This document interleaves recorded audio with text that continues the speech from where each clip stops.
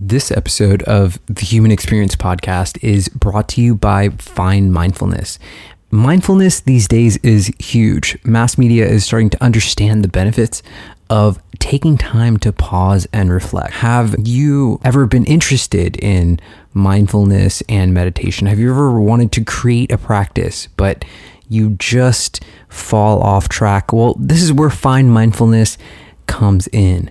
They offer a community that will help you create those powerful, lasting habits that keep you training your mind. Whether you are the CEO of a Fortune 500 company or a college student running a startup, Find Mindfulness can help you. Find Mindfulness is a 30-day program. How often are you looking at your cell phone? Just ask yourself how often you look at your cell phone and then tell yourself that you need to take this course.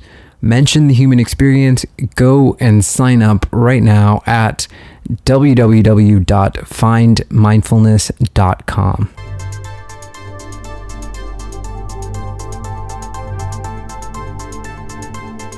What's up, folks? This is our episode with Dr. Mehl-Madrona. He is a neuroscientist, and they are doing a lot of really groundbreaking work on how the idea of creating stories affects how you deal and cope and heal with trauma. So I think you guys will enjoy this episode. It's an interesting one. Please make sure that you sign up for our contest if you haven't done that already. Check us out on Facebook, Twitter, YouTube. Thank you guys so much for listening.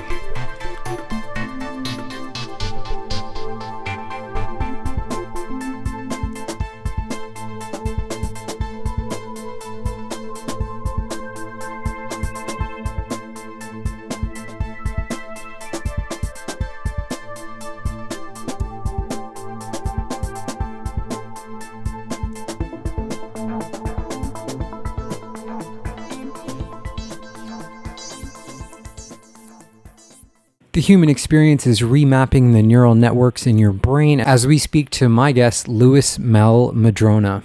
Louis, welcome to HXP. Thank you. Thank you for having me. So, Louis, if we could just start this conversation by kind of getting into your background, your education, how you got into this work, I think that would help lay the foundation. Sure. I attended medical school at Stanford and got a Ph.D. in neuropsychology, did residencies in family medicine, geriatrics, and psychiatry, and then got a master's degree in narrative studies. And on the one hand, and on the other hand, I grew up in a indigenous context. So I grew up surrounded by stories. And it was amazing when the two threads converged, when I discovered that there was a neuroscience of story and that academics and scholars were talking about story in the same way that elders and Indians talk about story. So that was pretty exciting, and that really led to this book, Remapping Your Mind. Yeah, if I could just read a passage from the book here. We are born into a world of stories that quickly shapes our behavior and development without our conscious awareness. By retelling our personal, family, and cultural narratives, we can form the patterns of our own lives, as well as the patterns that shape our communities and the larger social worlds in which we interact. I mean, why is this so important in the way we interact? And I mean, how does it affect our learning so much? What have you discovered? So our culture turns everything into nouns. We give people labels. We say, okay, you're a bipolar, you're a PTSD, you're an anxiety disorder, you're a schizophrenic. And going back to story returns everything to verbs so that you're embodying the experience of being anxious, or you're embodying the experience being fearful. And it's much easier to envision change when you're dealing with a verb than it is when you're dealing with a noun. So by turning things back into stories, which they were in the first place, then we can imagine change much more readily. We don't feel stuck. We feel like we have some capacity for action, some sense of agency, that we can do something to alter our lives and the world that we live in, that we can have an impact on the world. What is the identity narrative that you speak about in your book? That's the story that we tell ourselves and other people about who we are. So if I ask you, hey, who are you anyway? Then the story you tell me is your identity narrative. And of course, it varies depending on the context and the audience. You'll tell a different story if you're applying for a job than if you're on a first date. So we have a repertoire, we have a stockpile of vignettes that we pull out to create an identity narrative, and they differ. So we try to match who we are to the context so that we're who the audience wants us to be. We're who the other person expects us to be. And the more skill you have in doing that, the more your social relationships tend to go well, tend to go smoothly. So, but from this perspective, there's not a fixed self. There are multiple selves that can be created in any given moment for any given situation based on all the vignettes of our lives. So then would you say that each person has a different story that we tell ourselves based on the context of any given situation? So the way that I see myself in a personal way is different than the way that I would construct myself in the external world, right? Right. When you're sitting at home with your partner, you have a different sense of yourself than when you're on the radio, or at a bank, or at a professional conference. That we pull out stories to support the identity that we're expected to be, the role that we're expected to perform, and we tie them together to create an identity in that context. So we have an identity as parent, we have an identity as child, as coworker, and there's subtle differences, sometimes large differences in these identities, and mostly we navigate through them in seamless fashion. When we don't, then we have self-world friction, self-world interface friction. Mm-hmm.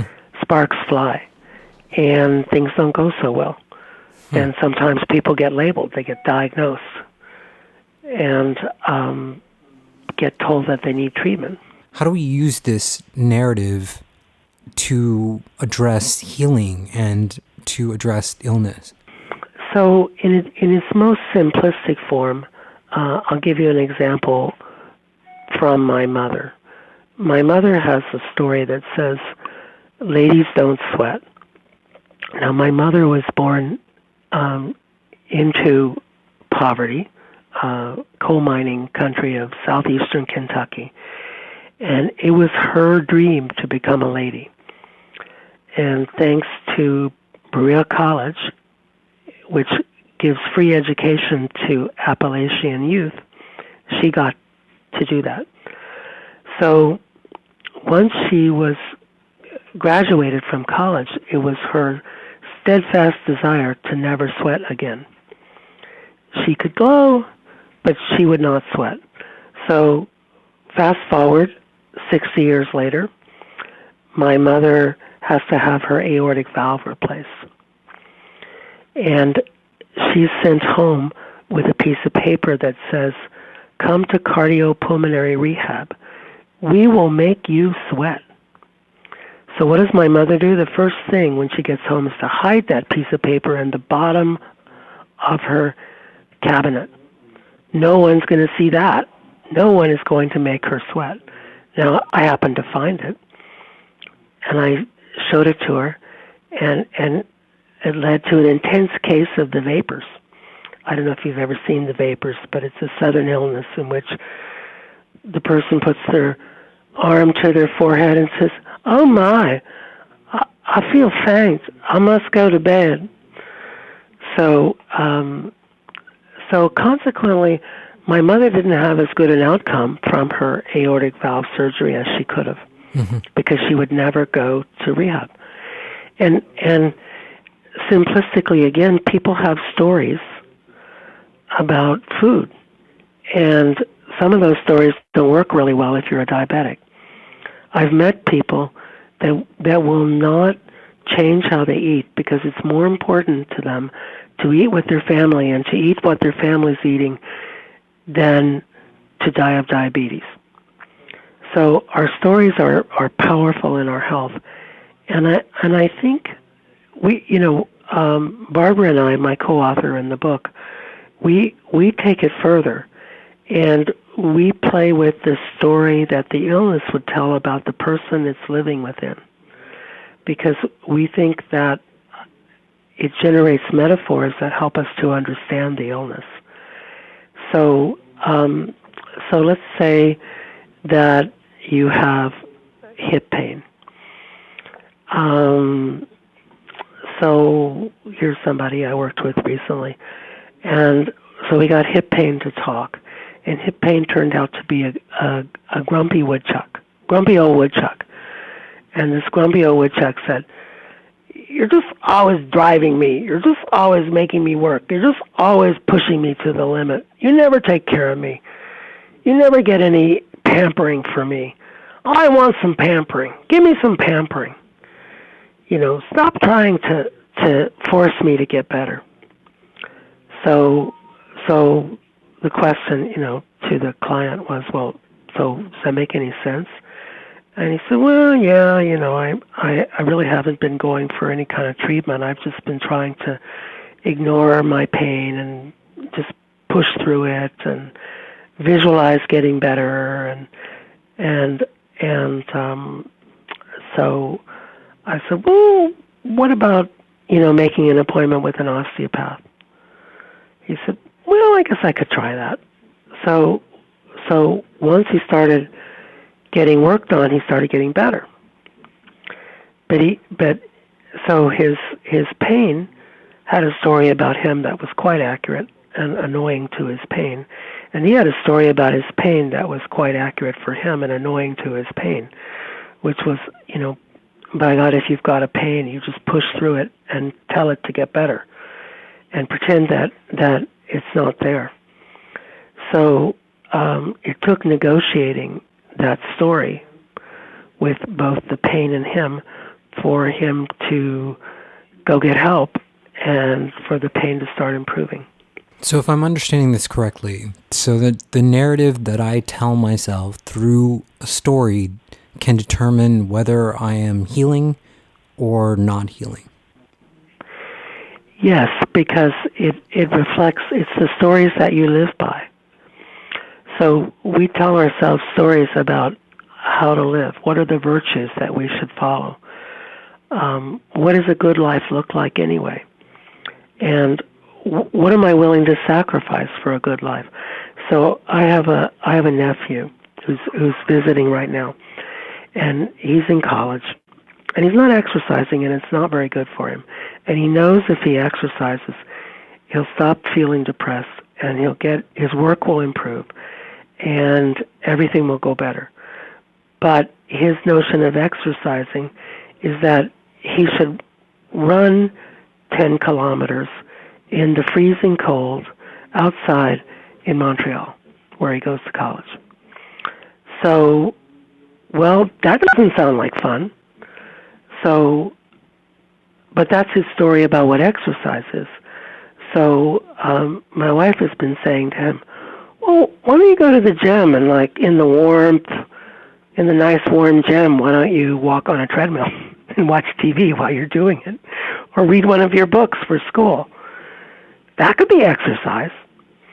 You see, and so because he has an extreme story that only running outside in the middle of winter in cold Montreal qualifies as exercise, he's not doing any. So he needs a kinder, gentler story about exercise than the one he has.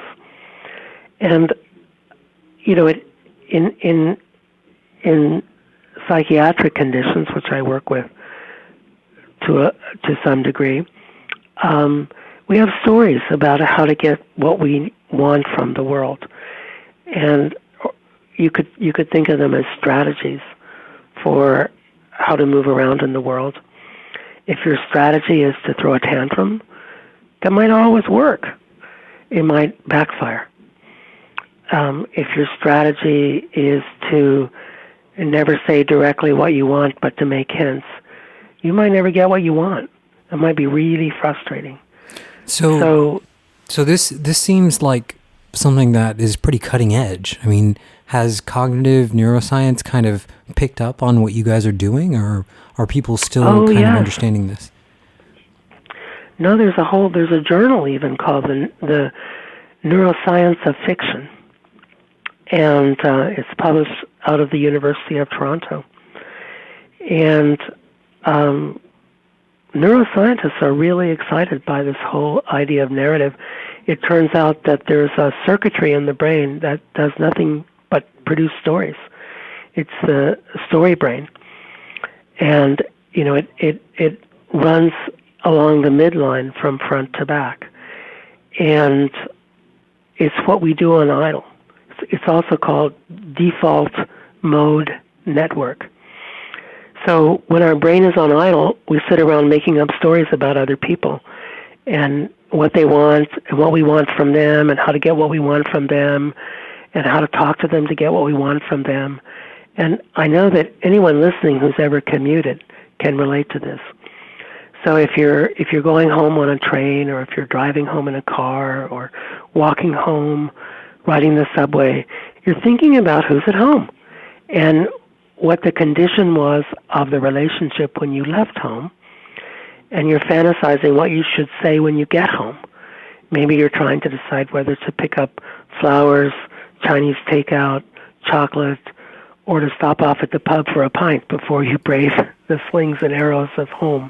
Right. So, but we're all doing that. That's what our brain does on idle. It turns out that to turn off story brain and to turn on, say, meditation brain burns more glucose. It involves spending more energy than just sitting around making up stories. So, I mean, the event indexing model, and that, you mentioned this in your book. And I mean, from what I understand of that, it kind of indexes all incoming actions into 5 indexes. Can you get into that a little bit? Yeah, and people are thinking that there's probably more or less than 5. That it's probably unique to each person. But yeah, when things come in, we need to quickly sort them. We need to compare them with experiences we've had before and how those experiences have turned out. And so, I mean, the obvious example is if you're standing on a hilltop and you see someone on the next hilltop, you need to quickly figure out if they're friend or foe. Are they for me or against me? Because if they're against you, you might want to run. And if they're friend, you might want to walk over and shake their hand. And so that's a really basic category, friend or foe, that we can sort events into. And we can sort events into probably pleasant, probably unpleasant, probably neutral. We can sort events into of interest to me, of no interest to me, So we do this kind of glossing really quickly because we have to make quick decisions. And we have this sort of storehouse of Well, I would call them stories. I mean, some people call them, memories, but they're memories that are stored, memories that exist as stories, and we know how things turned out. So if it looks like a particular event that's already happened, if it's starting to look like that event, then we jump to conclusions and say, well, that's how it's going to turn out, so I better run away. Now, sometimes we're wrong, and we miss out on great opportunities. And there's stories about that. It's a classic movie plot, right? Is girl meets boy, boy likes girl jumps to conclusions that boy's no good. Boy fights to convince girl that he's really good. Girl changes mind and marries boy. I just saw that the other night in Bollywood. There was a great Bollywood movie called Bride and Prejudice, which was a Hindu remake of Pride and Prejudice. It was just fabulous. The whole village is dancing and singing. It's like musical comedy at its best. But that was the plot, and it's a classic example. That leads into my next question. How does, as a casual observer, how do we, when we look at narrative-based entertainment in our culture, it's obviously based on stories. So, how would you say that our, media and culture are either helping or detracting from this sense of identification within ourselves? Well, I think that we're surrounded with stories, good and bad. We're surrounded by stories that are uplifting and positive, and we're surrounded by stories of war and there's the whole rhetoric of hate that we're hearing now on the campaign trail. And so I think that the media has every option for us, and we have to decide what stories we'll pay attention to. That that it's up to us to tell good stories. And I do a group for people with chronic disease, and this morning a couple people in the group, one woman was telling about how she got from living in a van with her 10-month-old baby to being employed, having a home, having 3 children, and having and going to school, which is an amazing shift. She accomplished that over the course of 5 years. And that was a really uplifting story. It was a really inspiring story about the discovery of self-agency and about meeting people who believed in her and listening to them and taking their help and running with it. And we know, so many stories that if one is in medicine, one gets to hear so many stories that aren't that inspiring in the emergency department, for example.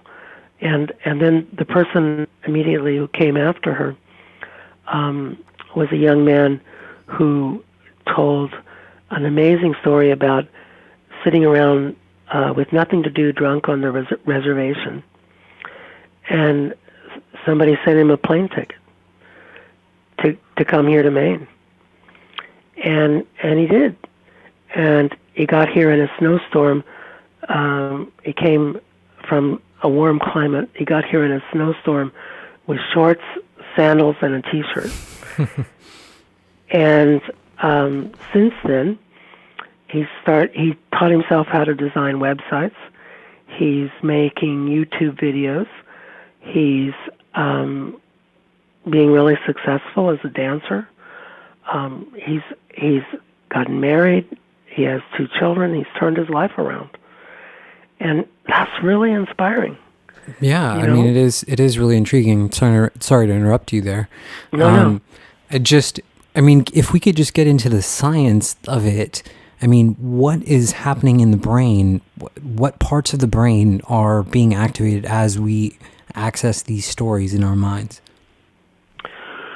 Well, when we visualize the story, we're using, of course, visual cortex and visual associational cortex, and we're using the posterior cingulate and the precuneus to put together, kinesthetic memories with the story and feelings. In essence, we're using our motor cortex to imagine moving as we would move in the story. We're using our temporal pulse to give other people beliefs and intentions, desires. And, we're monitoring our gut. Our brain is sending the whole package to our gut, which is monitoring the whole story and giving us feedback through its reactions to the story. So when we say that something is gut-wrenching, we really mean it. Yeah. Or that something makes us sick to our stomachs, we really mean it. So so positive stories are sending back happy hormones, to simplify, in tasty endorphins and endocannabinoids and traumatic stories are sending back, catecholamines, activating the sympathetic nervous system, fight or flight nervous system. They're, producing corticosteroids, the stress response hormones. They're giving us extra insulin so we can run. So it's quite a different experience, It seems like a lot of this is incredibly dynamic in the sense that we can go back into our minds and change the way that our memory exists about an event or an experience to reframe it into a sort of positive context and thereby institute a sort of healing mechanism? Absolutely. And we do that quite naturally. And I have an example of a friend who did that. She's a comedian and a storyteller. And to her chagrin and embarrassment, she got taken in by one of those Nigerian scams and sent money to the wire that they give you, to send. Yes. She was mortified when she found out what she'd done. She just felt like she was the stupidest person on the planet. And so she kept telling the story and making it funnier and funnier and funnier until she finally performed it as a at a storytelling event. And the audience was in stitches. The audience couldn't stop laughing. Every other line was a punchline. And everyone was laughing with her.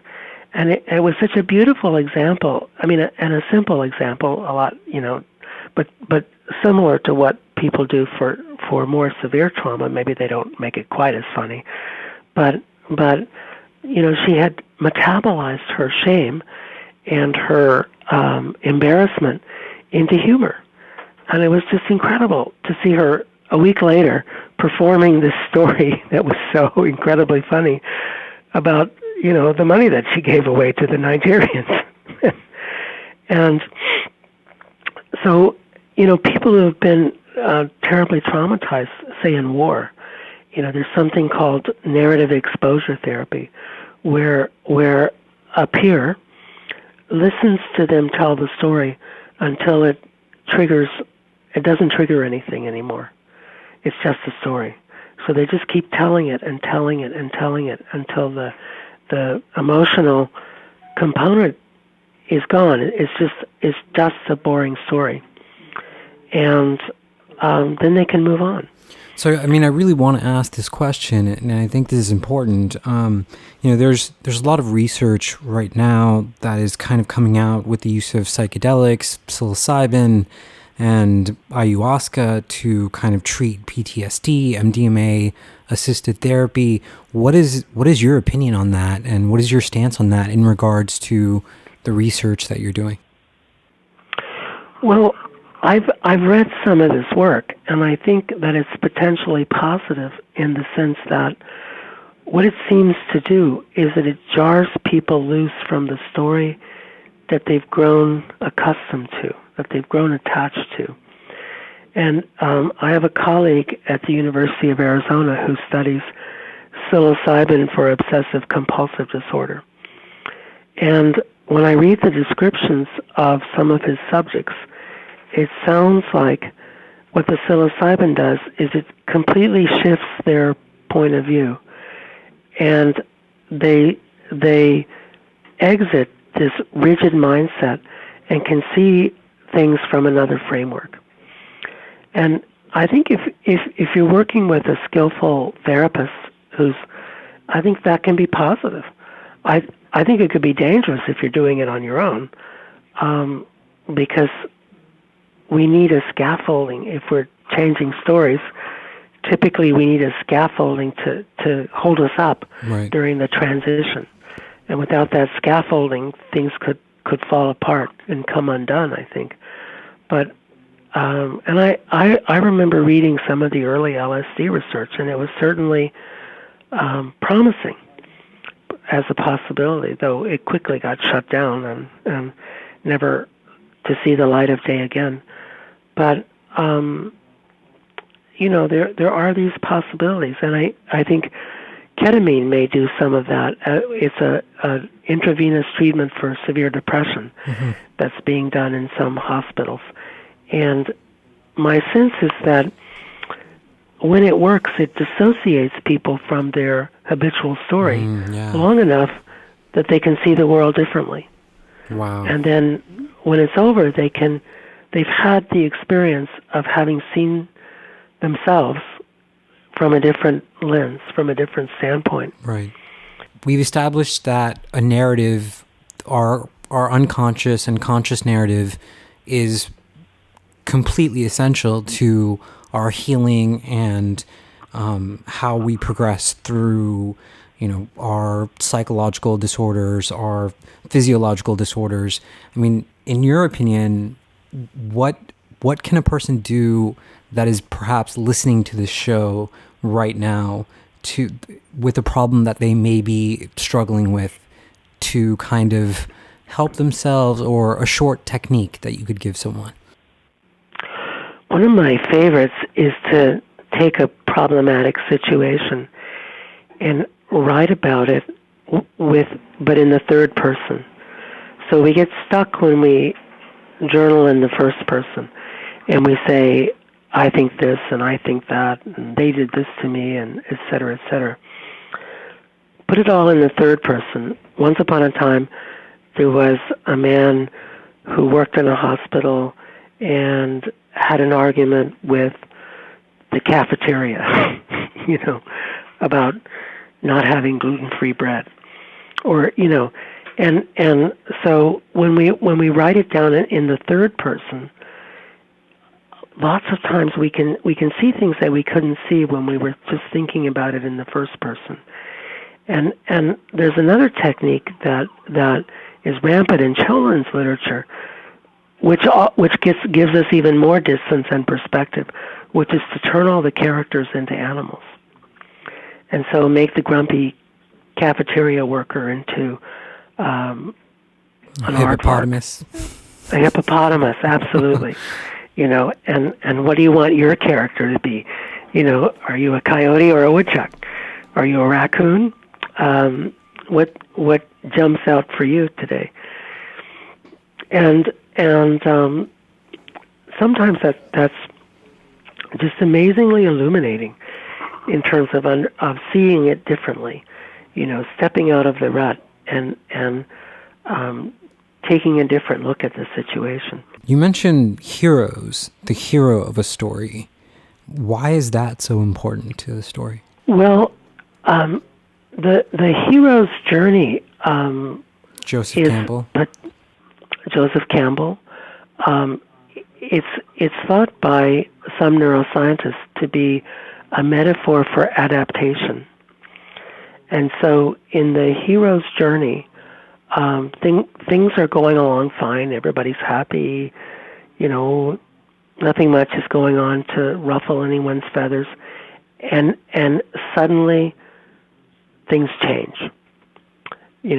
Gandalf shows up to talk about horrible things to come, or Luke Skywalker's parents are murdered by stormtroopers, or white people show up on the coast of Maine, or something changes. Captain Cook appears, and so then the hero's journey is about how the hero responds to that event and restores harmony to the world around him or her. And so the key element in the hero's journey is that the hero has to do something. The hero has to have agency. And agency is incredibly correlated with mental health and with physical health. So when we have agency, we take action because we believe that our actions will improve things. And when we don't have agency, we tend not to do anything because nothing matters anyway, and whatever we do, it won't help, so why bother? And the hero story also, the first action doesn't always succeed. So sometimes we have to try and try again. Sometimes we have to go get help, like Luke Skywalker goes to Dagobah to study with Yoda. We have to do something to strengthen our position. And all of these things are about adapting to adverse circumstances that have suddenly appeared, whether it be adapting to an illness or overcoming a problem at work, or suddenly you're given a disability and you have to make the most of it. So, these hero stories explain to us how to do it. And we need that in order to go make change for ourselves and for our world. Yeah, I find this work utterly fascinating. I'm truly perplexed, and in a good way, by how powerful this seems and how much what we tell ourselves can affect, what we're thinking, how we're thinking, and the way in which we think it. I just want to thank you for your time. Where can people find your work, your website? My website is www.Mehl-Madrona.com, and also we have Coyote Institute, which is www.coyoteinstitute.us. And I can be Googled. I'm in Orono, Maine, and happy to dialogue with people. Great. Dr. Lewis, thank you so much for being here. Thank you for having me. This is The Human Experience. We are going to get out of here. We will see you guys next week.